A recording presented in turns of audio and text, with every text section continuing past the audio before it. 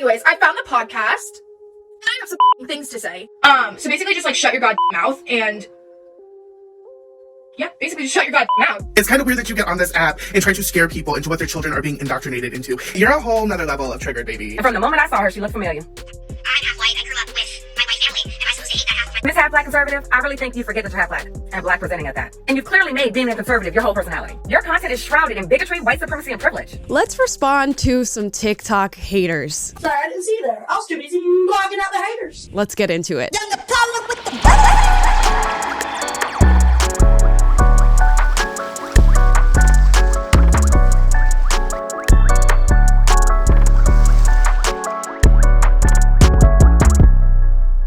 Guys, before we get into these TikTok hate videos, please subscribe. I noticed that a lot of you are watching this content without subscribing to the channel, but we want more people to find what we have to say here, so hit that subscribe button. So as you all know, I kind of no longer have a career on TikTok. I've been banned on the platform so many times that I've just stopped bothering to post on there. But I realized that there's probably a lot of hate videos towards the content that I used to put out on TikTok. So I figured, why not take some time to watch a few, respond to them, see if there's any credible or valid criticism of things that I've put on TikTok.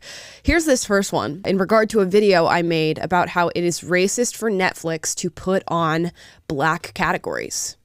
Or maybe it was the company being racist by creating black categories for black creators and black stories. How is it racist? How is it? Oh, well, that's a very short video. How is it racist?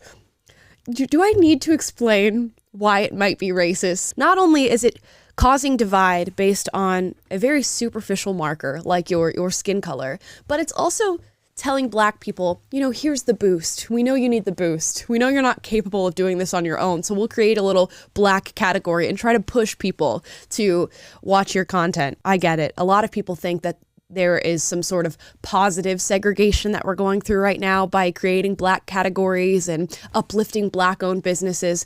I just view it as segregation. This next one is about my famous phrase, okay? Nobody does womanhood quite like a man. We've got a response to that. Let's hear it. No one does womanhood more justice than a biological man. This would be upsetting if it wasn't so funny. Honey, you just implied that you genuinely believe that males have an inherent intellectual advantage over women, and that we should acknowledge that in the name of feminism. I'll give you a second to think about that one. And I get that this is just outrage farming for you, and that your entire grift is just capitalizing on your own pathetically transparent self-hatred, but this one was just a little bit too sad. Okay, so she says, or he says, I don't know what's going on in this video, that I believe that men have an inherent intellectual advantage over women. Now, this video is currently unavailable as far as the original here because, of course, it gets banned, it gets taken down off of TikTok, so I don't remember this video in particular. But I see behind me is Leah Thomas, and talking about the NCAA swimming competitions and how, yes, Leah Thomas, a biological man, does have an inherent advantage over women. I don't think, well, I would say I don't think there's anybody in this world that wouldn't acknowledge that, but now we are living in a world where tons of people don't acknowledge that there is an inherent advantage that men have over women. Now, let's break down maybe a possible intellectual advantage that men have over women. When we look at IQ and we try to compare men versus women, you'll find that men are often on the extremes of both ends of IQ, meaning extremely low and extremely high, while women tend to stay in the middle and have pretty even disbursement as far as IQ is involved. Now, that's not to say that women are stupid in comparison to men. It's just to say when we're looking at extremes on the spectrum of IQ or in intelligence, you'll find men are the dumbest and men are smartest often, while women have that even-keeled intellect. Can we acknowledge that truth? It doesn't make me anti-woman. I'm a woman myself. Even though this person comes out and accuses me of some sort of self-hatred, it seems to be the argument that many people just defaults to when trying to make their own claims is, oh, you must hate yourself. Not that I'm acknowledging the truth. I'll allow you guys to make your own judgments on that subject matter. Here's another one about me talking about white people having the ability to say anything.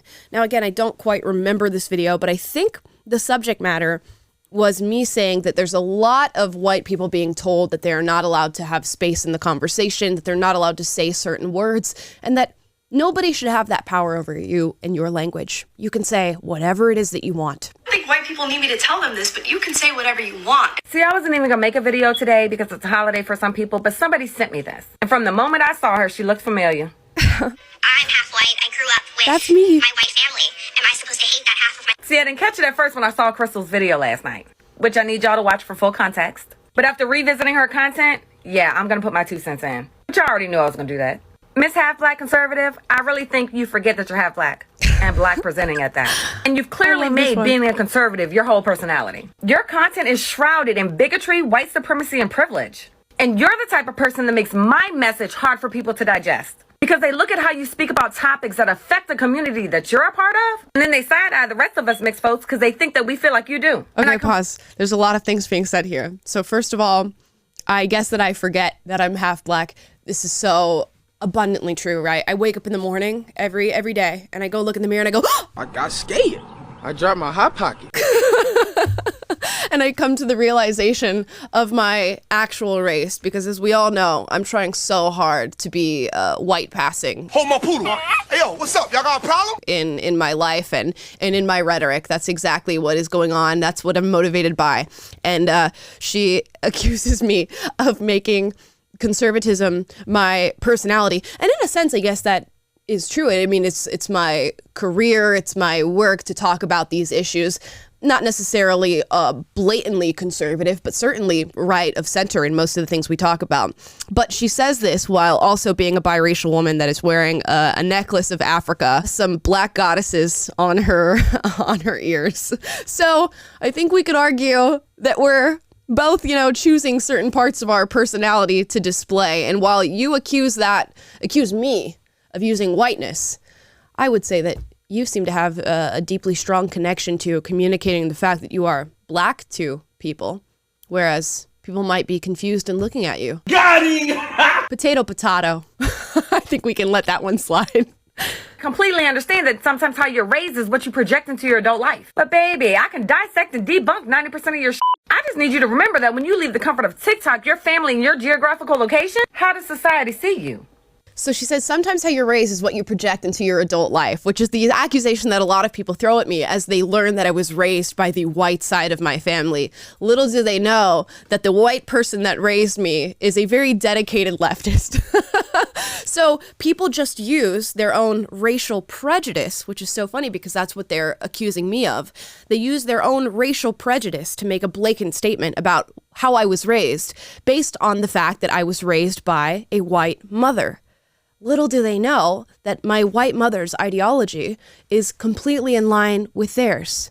So they just never hit the mark there, and they think they've won the argument. Now she says, honey, I could debunk most of your shit, then do it. Then make the video of you debunking the things that I'm saying, rather than talking about my skin color or how I'm perceived by the world. Because I'm aware of how I am perceived by the world. I'm aware that I'm biracial. A lot of left-leaning people, one of the primary hate comments that I'll get in my videos or on my TikTok is, you're always going to be black. They're always going to see you as a Negro, as an N-word. And, that's interesting. Why are you so keen on, relegating somebody to a specific box and saying that they're always going to be perceived as black? What does it mean to be perceived as black? Can you explain that? I'd love a detailed video on what it means to be black. And then we'll watch that video and we'll see how racist it sounds. Here's another one. I see the cereal box in the back. So this is a video that I made about Kellogg's cereal, where they had a choice on the side for your kids to be able to choose their pronouns. He, him, she, her, or they, them. Let's see. So Kellogg's has released a cereal that is based around LGBTQ pride, and on the side of the box, it is asking your children to pick their pronouns. Imagine being this pressed over a cereal box when, girl, you have no children of your own. It's kind of weird that you get on this app and try to scare people into what their children are being indoctrinated into. A heads up, LGBTQ+, it's kind of like you're born with it or it's Maybelline. You know what I mean? But also, girl, when you said this, it gave me a laugh. I guess Kellogg's is just another name that we can add to the list of woke companies trying to use their brand to virtue signal. Baby, it sounds a whole lot like you are trying to use that cancel culture that you Republicans are just so upset about. I will admit, a lot of us LGBTQ people are over the gimmicks of people trying to market to us. But you're a whole nother level of triggered, baby. An interesting argument. So, why care what children are seeing when you do not have children? Which is so funny because there will be LGBTQ activists who say, well, we should be talking about gender and sexuality and all these things in schools, and they don't have children. So I would say that on both ends of the spectrum, there is vested interest in being aware of what knowledge or information that children are taking in. The reason it might not be a good idea to say put gender pronouns on a cereal box is that young children's minds are very malleable and flexible, and they can be inundated with these ideas and start to adopt them. So then you have little boys thinking they're girls, little girls thinking they're boys, and we know that the outcomes of that sort of ideology, not great. And when you grow up with a generation of kids who are inundated with that confusion, what does that do for the future of your society? So there's plenty of reason to be intrigued by what kids are being taught and what they're seeing in their daily life. And I think we as a society have always, for the most part, probably up until now, cared about protecting children. Now, as far as this contributing to cancel culture, now I think there's a difference between taking somebody's tweet that they put out 13 years ago and making them lose their job, ostracizing them from the community, deplatforming them and censoring them, and then criticizing a company and saying, I'll no longer buy from that company. I will choose to put my money to places that support my values, much like everybody in existence does for the most part. Okay, we got one more here. And this one, I believe, is about the Dylan Mulvaney back and forth that we went through back in the day, which if you guys have been watching this show for quite some time, you know I was one of the first people to make a video podcast about Dylan Mulvaney. Dylan saw it, made a TikTok crying about it, and we did get some interesting responses in the wake of that. So let's see, here's one. Hello, and welcome to Bug's Gonna Be a Bitch because people are being transphobic. Anyways. So, I don't know if y'all know Dylan. Little Dilly Willy. My favorite person on this app. This is my girl Dylan. Love her. Hope she's having a great day today. Whoever made her cry, you're gonna be exposed. There's a person on this app that made a little podcast about them. And, was like, trans people shouldn't exist. It should just be like feminine man. Never said that trans people should not exist. I fully acknowledge that trans people do exist, or at least people who think that they're a different gender certainly exist. But yeah, I do question whether or not these trans people, like men who are identifying as women, are simply just feminine men or homosexual men, and vice versa for women who are identifying as males. Masculine women, no trannies, no little transgenders. Ooh, tranny's a derogatory term, so I'm gonna need you to take that out of your video immediately. I'm gonna need you to edit that out. How dare you use the word tranny? How dare you? Because people can't just live their life, which is kind of weird. Dylan said not to send hate or anything, and that she wasn't gonna tell us who said the things or where to find any of it, which totally valid. I get it. Not gonna stoop down to her level, anyways, I found the podcast. Yeah, that is it. Thank you. And I have some things to say. Oh, you do? You may be a popular creator, and you said that you were trying to be as respectful as you can, when in fact, you entirely just disregarded their entire gender identity and the entire gender identity of every single trans person. And you were like, Just because I, too, am a minority doesn't mean that you can force me to agree with other minorities' political views. Yep. And I get it. I don't She get gets it. it. Because I am a minority, but I am not a person of color, as you can tell, you know. I'm already at 2 minutes, so I'm just going to get to the point. Just because you're a minority that doesn't agree with other minorities doesn't mean that you should be taking away their rights. Just as the entire government shouldn't be taking away anybody's fucking rights because we're all fucking human. Whoa, whose rights are we taking away? Can I get like a list of what rights I am advocating to be stripped from trans people? Because I just don't recall ever saying that.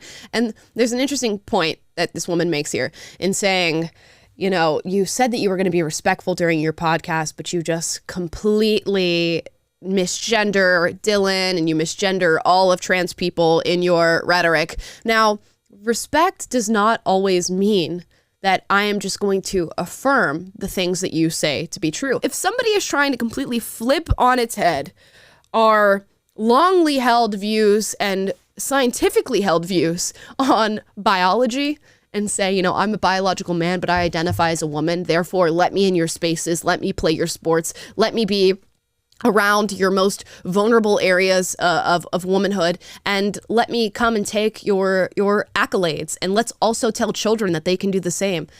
You know what?